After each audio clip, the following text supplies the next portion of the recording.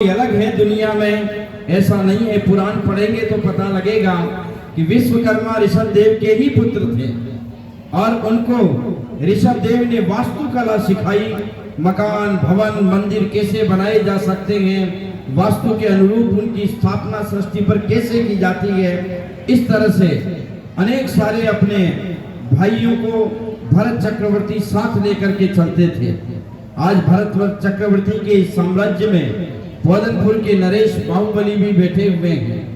ये बात अलग थी और अलग होगी कि चक्रवर्तित्व संपन्न करने के साथ जो संकट और जो चुनौतियां आती है उसमें दोनों भाई लड़ते भी हैं। आज जितने भाई ये लड़ रहे हैं छोटी छोटी जमीनों में, छोटे छोटे पैसों के पीछे भाई भाई झगड़ते हैं, ये कथा कोई नई नहीं है।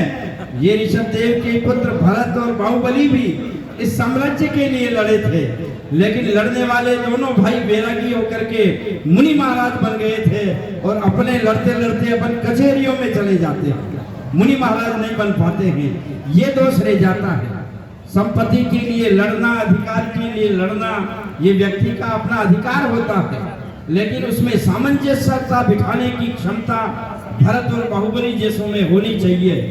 भरत चक्रवर्ती बहुत विराट सम्राट के अधिपति थे। इनका वैभव जो शास्त्रों में कहा है कल्पनातीत था।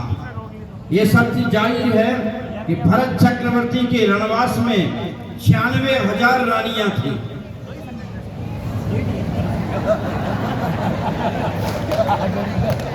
यहाँ पट्टरानी बैठी हुई है।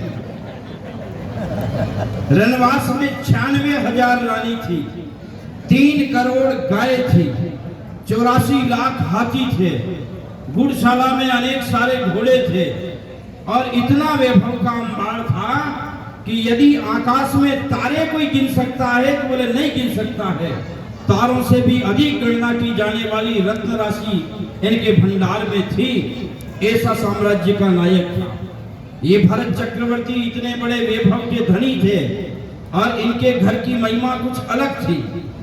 इनका भोजन जो बनता था तो 3 करोड़ गायों का दूध 1.5 करोड़ गायों को पिलाया जाता था।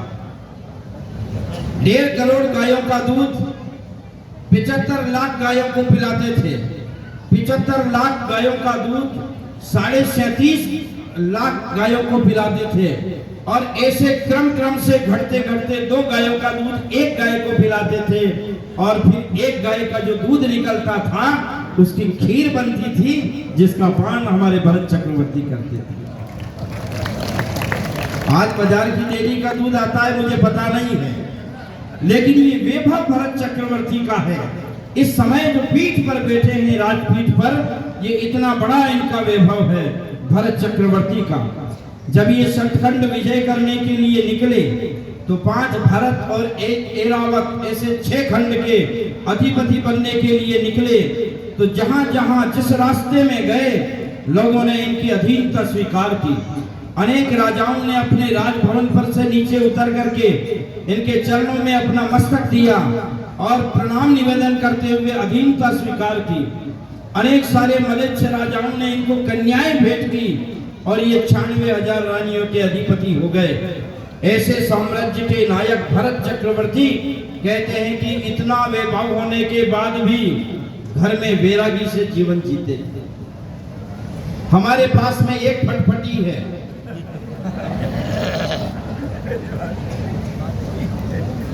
फटफटी 2 व्हीलर। हमारे पास में एक फटफटी है, पहनने के 3 कुर्ते हैं। मेरी बाई के पास में 2 साड़ी है, एक पहनती है, एक धोती है और फिर दूसरे दिन पहनती है। मेरे बच्चे पैदल चल करके कहीं घूमते हैं इधर उधर। 6 महीने में एक बार बेसन की चक्की का भोजन मिलता है, लेकिन मेरा अहंकार आसमान को छूता है। मैं फन्ने खां बनने के घूमता हूँ। ये सम्राट चक्रवर्ती देखिए, इनकी भोजनशाला में 365 रसोइया है। जो रसोइया आज खाना बनाता है मधुकांत जोशी, कल वो नहीं बनाएगा, दूसरा जोशी आएगा। 365 दिन में 300 यहाँ तो काम करने वाली बाई नहीं है घर में। 365 दिन में 365 रसोइया बदलते हैं। भरत चक्रवर्ती जिस वस्त्र और आभूषण को पहले दिन पहनता है, दूसरे दिन उतारने के बाद वो वस्त्र और आभूषण चक्रवर्ती नहीं पहनता। दूसरे दिन रत्न के स्वर्ण के नए आभूषण उसके तन को सजाते हैं। इतनी बड़ी महिमा का धनी घर में कैसे वे रखता? ये बड़ा सोचनीय है। हमसे घर छूटता नहीं है, हम घर में वैरागी जीवन नहीं जी सकते हैं, लेकिन इतने बड़े साम्राज्य का नायक किस तरह से वैराग्यमय जीवन जीता है, संदेह पैदा होता है, मन में शंका हो जाती है। ऐसा ही एक व्यक्ति को मन में शंका पैदा हो गई कि भरत चक्रवर्ती को घर में वैरागी बोलते हैं, तो इसमें संदेह है। हमारी एक छोटी रानी जो अपने कंधे के कद से भी छोटी होगी, हम उसको ले लेकर के घूमते हैं, उसका पांव धरती पर नहीं टिकने देते हैं, जरा सा मुंह फुलाती है तो साड़ी और जेवर देते हैं, मन्नतें मांगते हैं कि ये देवी कब मान जाए। ये 94,000 रानी के अधिपति घर में किस तरह से वैरागी जीवन जीते हैं, एक व्यक्ति को भीतर में शंका हो गई, इस सभा को भीतर में शंका हो गई।